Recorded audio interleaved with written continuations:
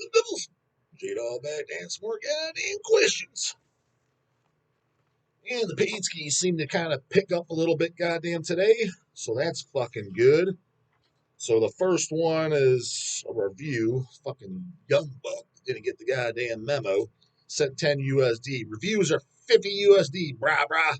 However, I'll cut up some slack. It's one track, and it didn't look like deplorable fucking dog shit. And a Metal Archives, it's a one-man band. He looks like he's 12 years old, so I'll cut up some goddamn slack.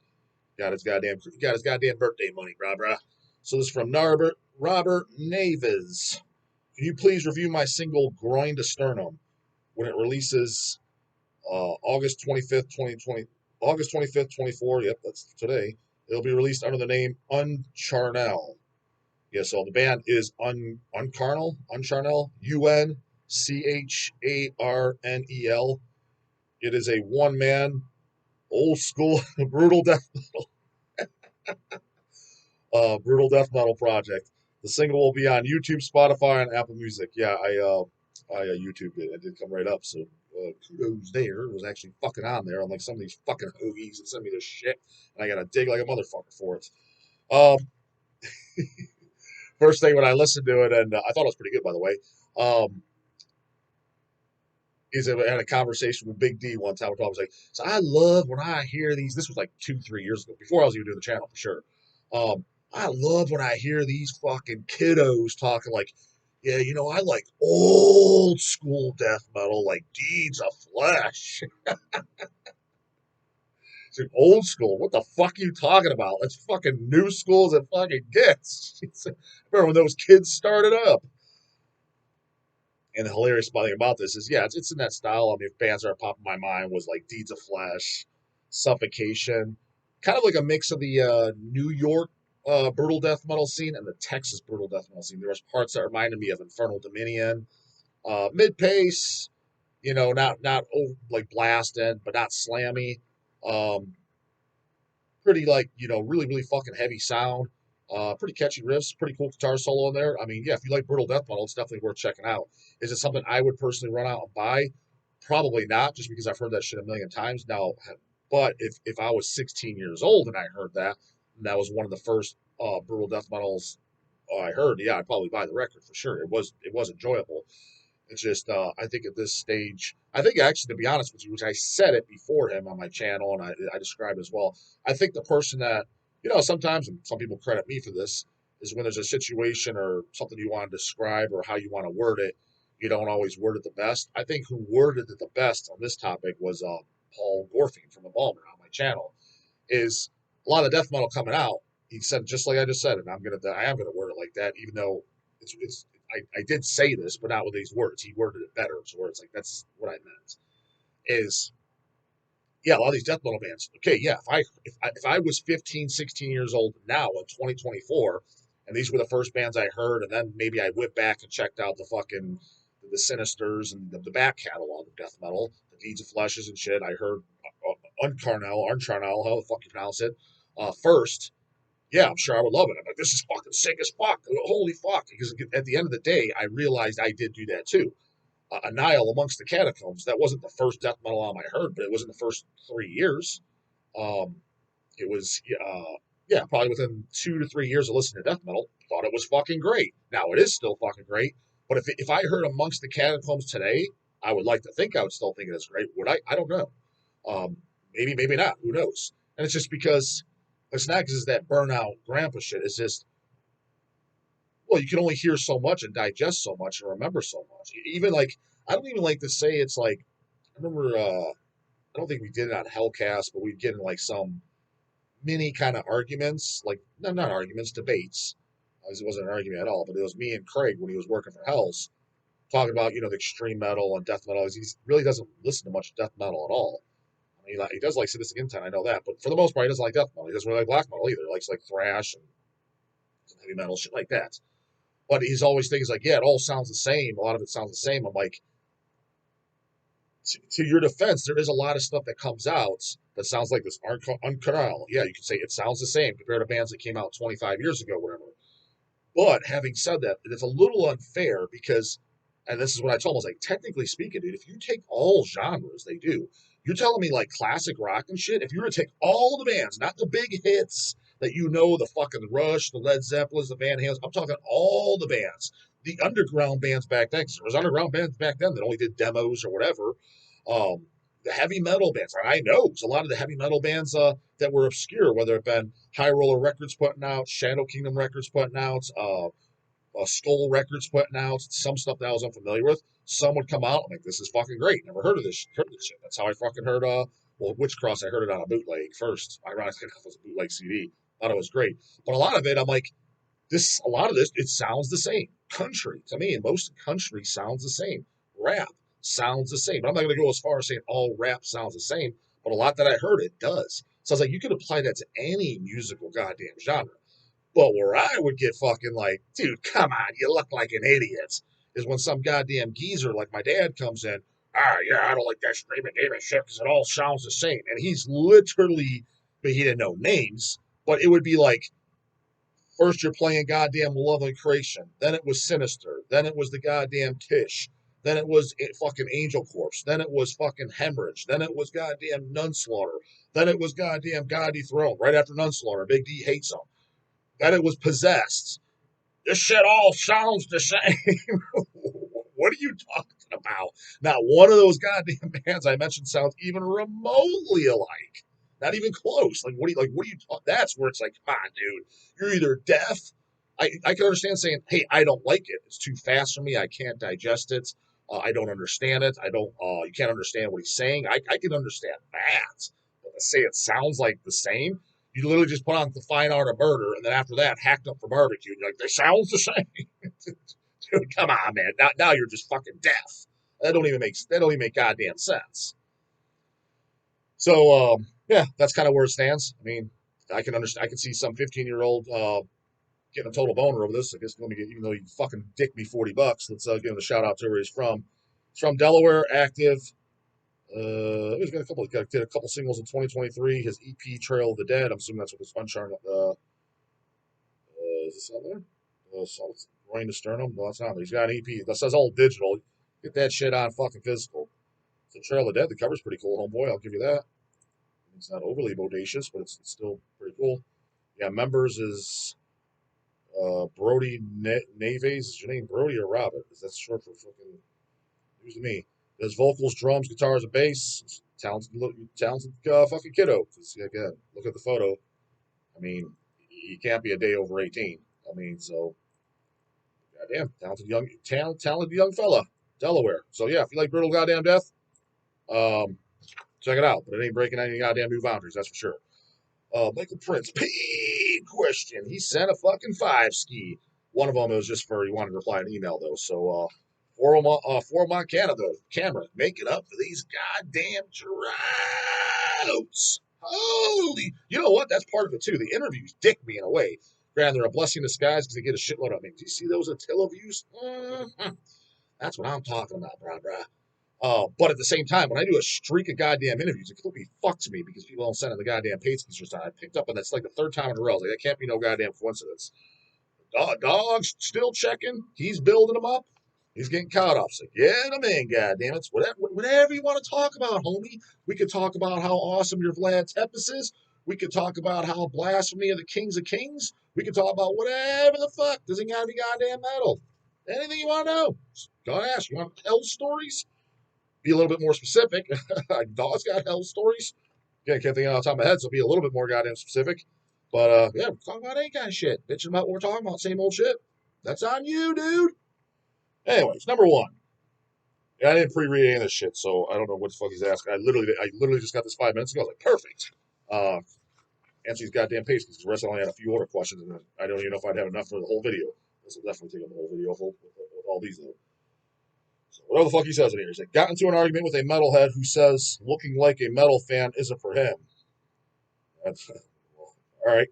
He's a quote from him. Here's a quote from him. Honestly, I'm past that stage. I'm 36 now and only wearing 2 to 3 band shirts, and the heaviest is this godless endeavor from Nevermore.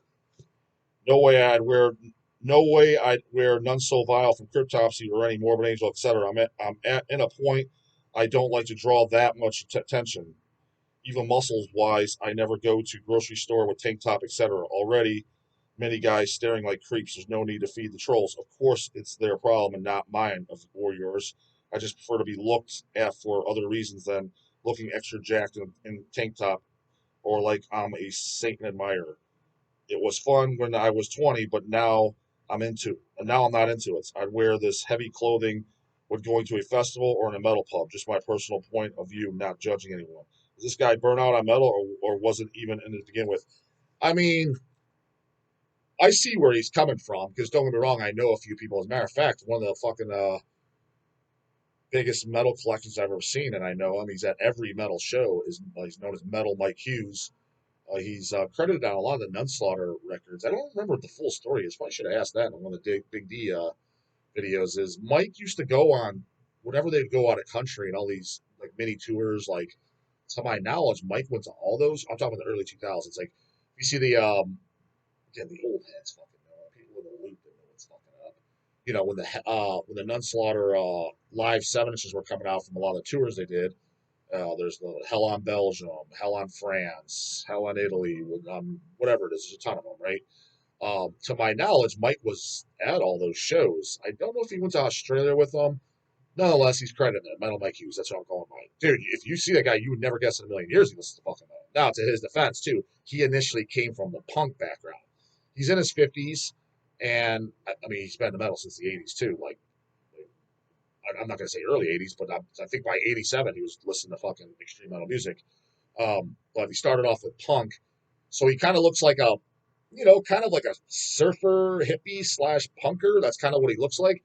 Outsider looking in, you know what I mean? Like you would never fucking guess. I mean, he does wear some shirts here and there. I think I saw him in maybe it was a hemorrhage shirt not too long ago. But a lot of times he doesn't have a metal shirt, or even if he does, he still doesn't look like a guy that you would guess listens to metal. But I can tell you right now, he could school every one of you fucking fools watching. Because how do I know? Because he could school fucking me. He definitely owns more shit than I do. So I know for a fact that he's just very passionate about the music. He's not one of those guys that just collects either. He actually listens to the records. He's very adamant about that. He counts up the amount of shows he goes per year. He goes to more metal shows than any human being I fucking know. He goes to literally every single show. And then plus punk shows and local shows. If it's a show, he goes to it. Even if he doesn't know the band, it's just to check them out. So, I mean, I think wearing a t-shirt is not going to out metal that. And let's call it like it is, dude. Most fucking what I consider actual true posers, they are wearing metal shirts. They're just posers in disguise. Poser isn't fucking. Again, everyone thinks it's the guy wearing the corn shirt. It's not. That guy is not a fucking poser. He's an out of the loop fucking fucktard if he thinks he listens to like true metal and the underground, maybe not underground, just the heavy shits or the extreme shit or fuck yeah, bro, I love the heavy shit.